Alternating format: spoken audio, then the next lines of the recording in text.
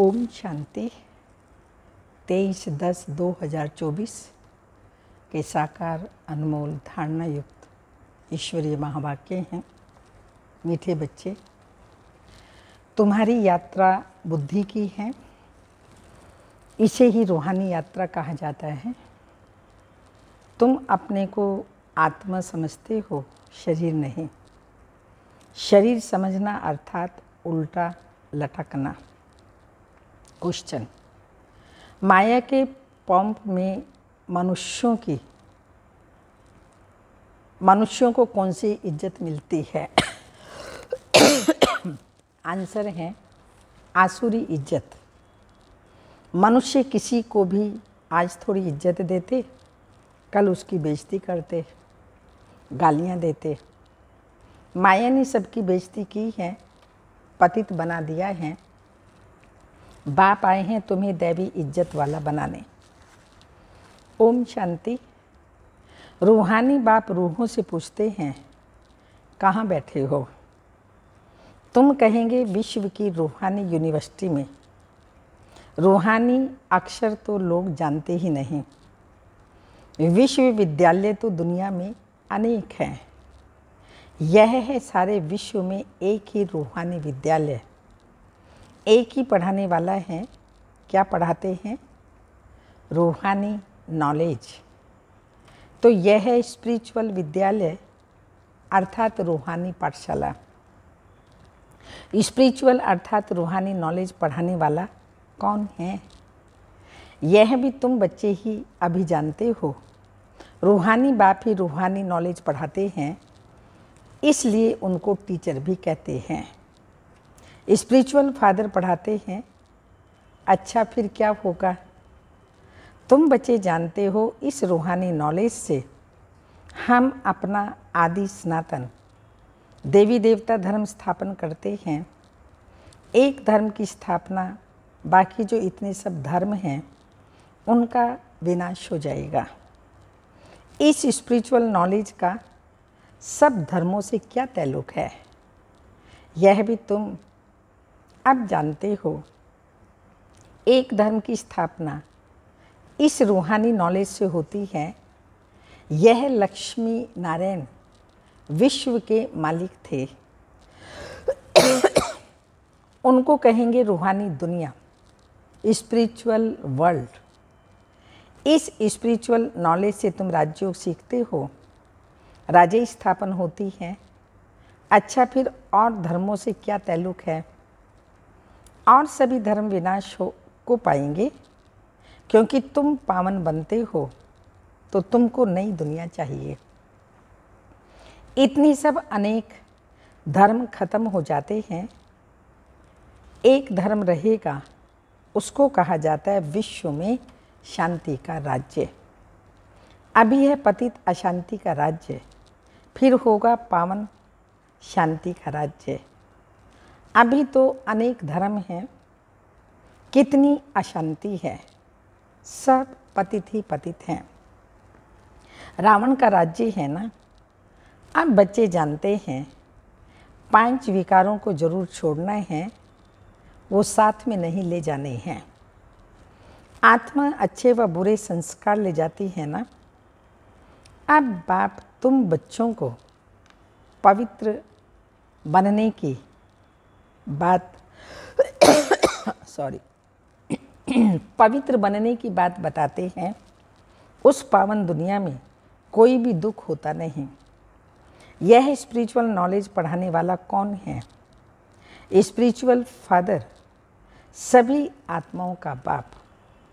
Spiritual father क्या पढ़ाएंगे? Spiritual knowledge. इसमें कोई भी किताब आदि की दरकार नहीं, सिर्फ अपने को आत्मा समझ बाप को याद करना है, पावन बनना है। बाप को याद करते करते अंतमति सो गति हो जाएगी। यह है याद की यात्रा। यात्रा अक्षर अच्छा है, वह जिस्मानी यात्राएं, यह है रूहानी।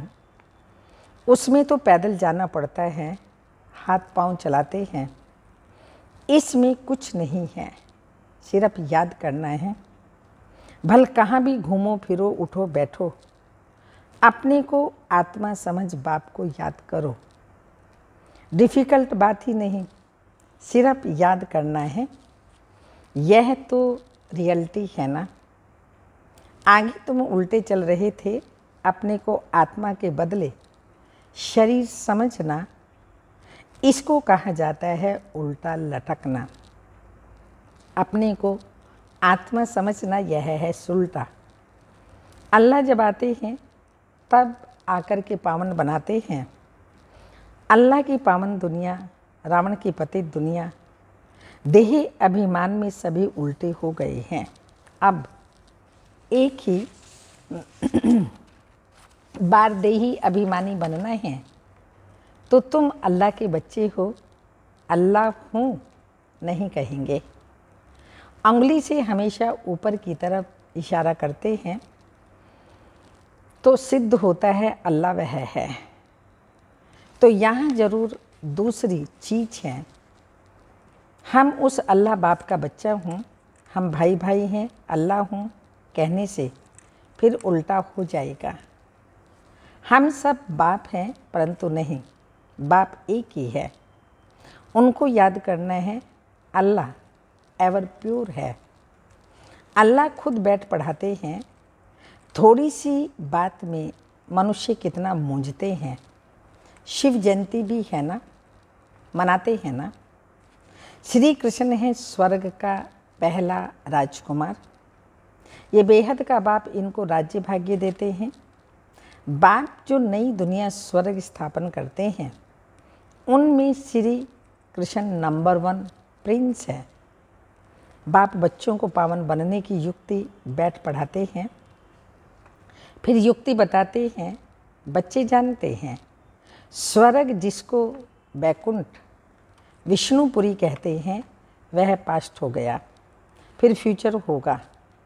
चक्र फिरता रहता है ना। ये ज्ञान अभी तुम बच्चों को मिलता है, ये धारण कर और फिर कराना है। हर एक को टीचर बनना है। ऐसे भी नहीं कि टीचर बनने से लक्ष्मी नारायण बनेंगे, नहीं। टीचर बनने से तुम प्रजा बनाएंगे। जितना बहुतों का कल्याण करेंगे उतना ऊंच पद पाएंगे। स्मृति रहेगी। बाप कहते हैं ट्रेन में आते हो तो भी बैज पर समझाओ। बाप पतित पावन है, लिबरेटर है, पावन बनाने वाला है। बहुतों को याद करना पड़ता है। जानवर, हाथी, घोड़े आदि कच्छ मच्छ को भी अवतार कह देते हैं। उनको भी पूजते रहते हैं। समझते हैं भगवान सर्वव्यापी अर्थात सब में हैं। सबको खिलाओ। अच्छा, कण कण में भगवान कहते हैं, फिर उनको कैसे खिलाएंगे?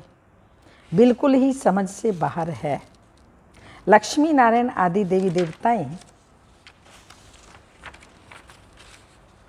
लक्ष्मी नारायण आदि देवी देवताएं थोड़ी यह काम करेंगे।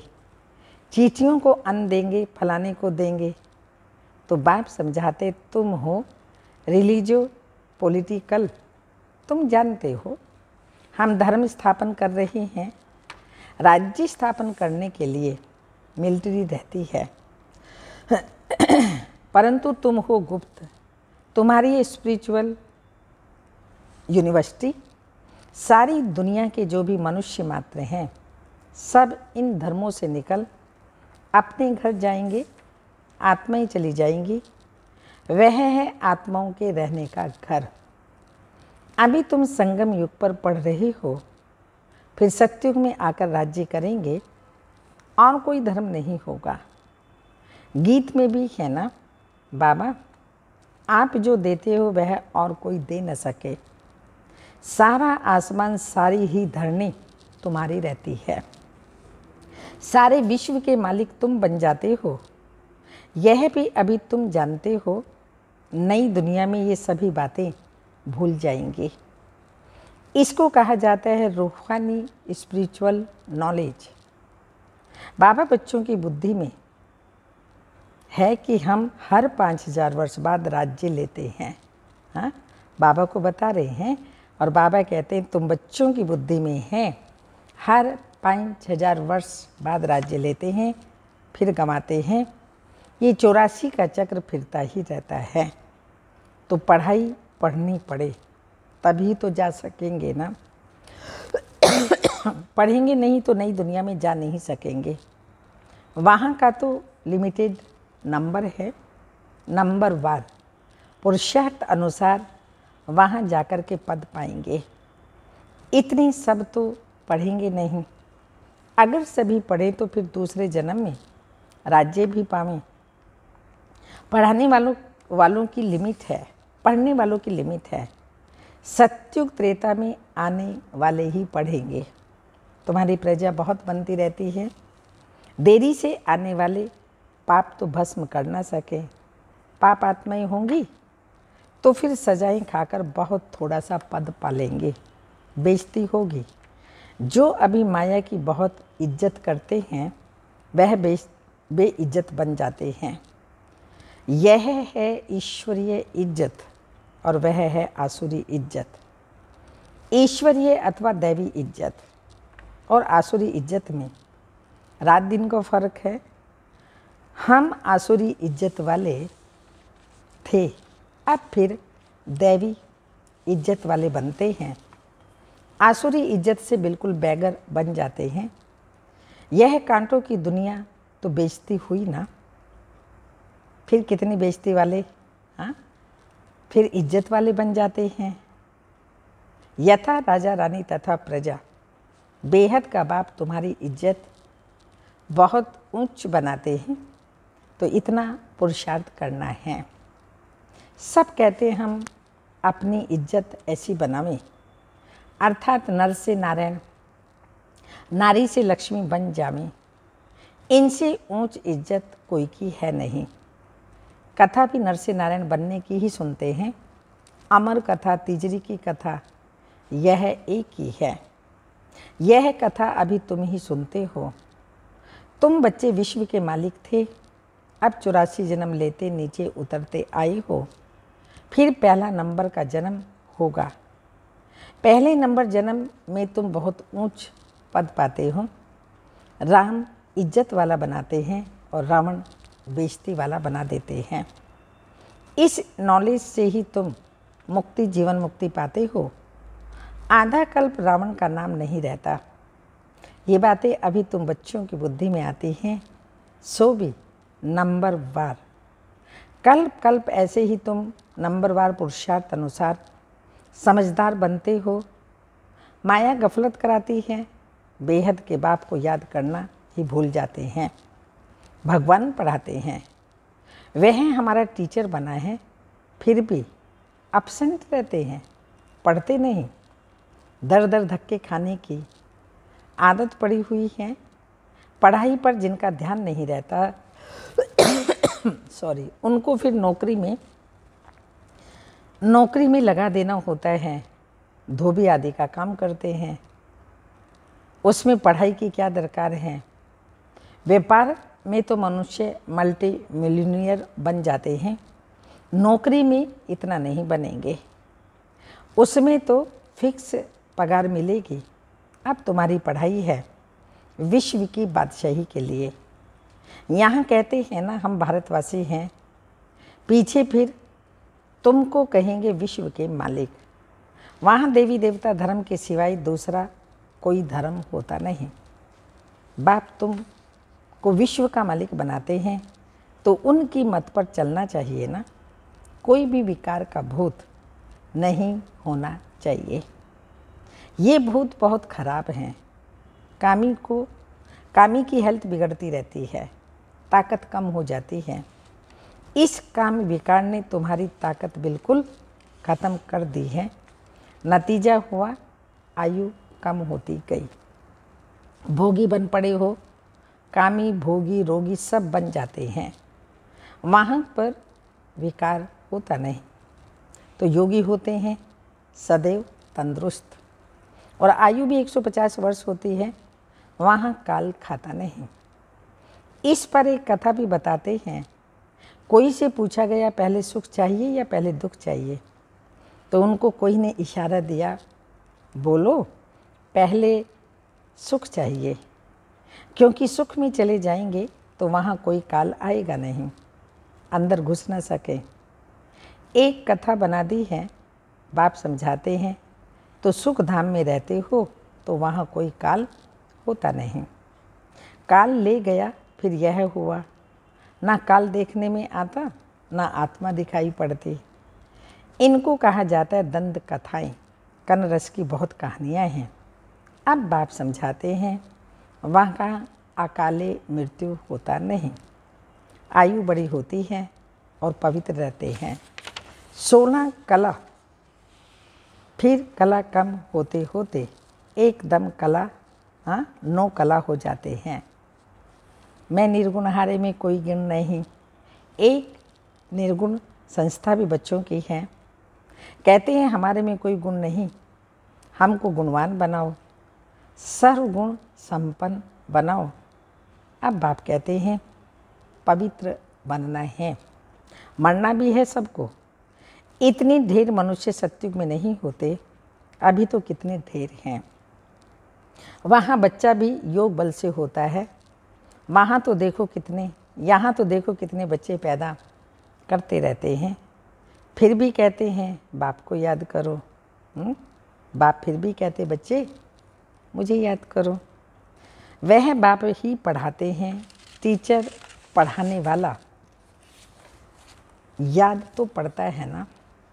तुम जानते हो शिव बाबा हमको पढ़ाते हैं। क्या पढ़ाते हैं वह भी तुमको मालूम है। तो बाप अथवा टीचर से योग लगाना है। नॉलेज बहुत ऊंची है। अभी तुम सबको पढ़ना है, तुम्हारी स्टूडेंट लाइफ है। ऐसी यूनिवर्सिटी कभी देखी जहाँ बच्चे बूढ़े जवान सब इकट्ठे पढ़ते हों, एक ही स्कूल हो, एक ही पढ़ाने वाला। ये ब्रह्मा भी सुनते हैं, बच्चा चाहे बूढ़ा कोई भी पढ़ सकते हैं। वंडर है ना। शिव बाबा तुमको पढ़ाते हैं, तुम भी पढ़ते हो ना, ये नॉलेज है। अब पढ़ाना शुरू कर दिया, दिन प्रतिदिन टाइम कम होता जाएगा। अभी तुम बेहद में चले गए हो। जानते हो ये 5000 वर्ष का चक्र कैसे पास हुआ। पहले एक धर्म था, अभी कितने ढेर धर्म हैं। अभी सावरंती नहीं कहेंगे, इनको कहा जाता है प्रजा का प्रजा पर राज्य। तो पहले पहले बहुत पावरफुल धर्म था, सारे विश्व के मालिक थे। अभी अधर्मी बन पड़े हैं, कोई धर्म नहीं है, सब में 5 विकार हैं। तो बेहद का बाप कहते हैं बच्चों अब धैर्य धरो, बाकी थोड़ा समय तुम इस रावण राज्य में हो और सुख धाम को याद करो, शांति धाम को याद करो। अच्छी रीति पढ़ेंगे तो फिर सुख धाम में चले जाएंगे। ये दुख धाम है,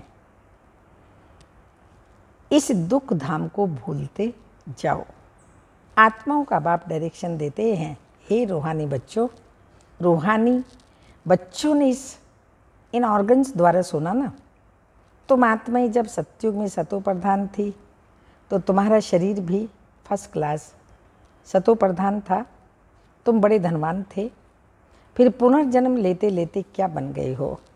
रात दिन का फर्क है। दिन में हम स्वर्ग में थे, रात में नरक में हैं। इसको कहा जाता है ब्रह्मा का 100 ब्राह्मणों का दिन और रात। 63 जन्म धक्के खाते रहते हैं, अंधियारी रात है ना, भटकते रहते हैं।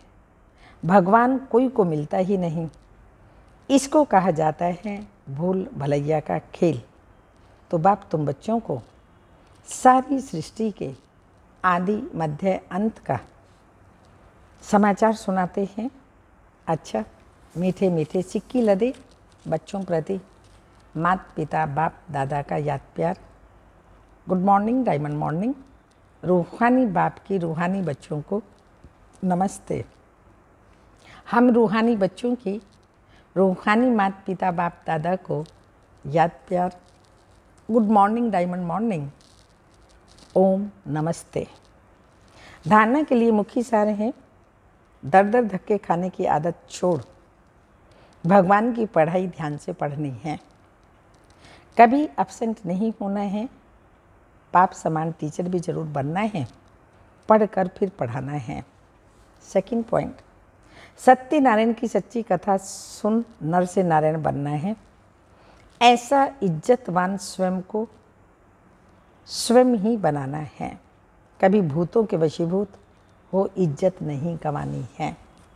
वरदान है, संबंध और प्राप्तियों की स्मृति द्वारा सदा खुशी में रहने वाले सहज योगी भव। सहज योग का आधार है संबंध और प्राप्ति। संबंध के आधार पर प्यार पैदा होता है और जहाँ प्राप्तियाँ होती हैं वहाँ मन बुद्धि सहज ही जाता है। तो संबंध में मेरेपन के अधिकार से याद करो, दिल से कहो मेरा बाबा। और बाप द्वारा जो शक्तियाँ ज्ञान का, गुणों का, सुख शांति आनंद प्रेम का खजाना मिला है उसे स्मृति में इमर्ज करो। इससे अपार खुशी रहेगी और सहज योगी भी बन जाएंगे। स्लोगन, देह भान से मुक्त बनो तो दूसरे सब बंधन स्वतः खत्म हो जाएंगे। देह भान से मुक्त बनो तो दूसरे सब बंधन स्वतः खत्म हो जाएंगे।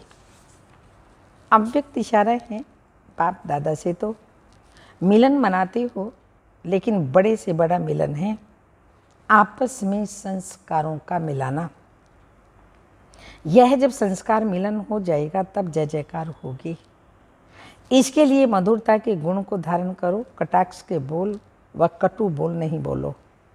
जैसे मिलन में हाथ मिलाते हैं, यह मिलन है संस्कार मिलन। अगर सबके संस्कार मिलकर बाप समान हो जाए तो सबके संस्कार एक समान हो जाए तो एक राज्य एक धर्म वाली दुनिया आ जाएगी। ओम शांति।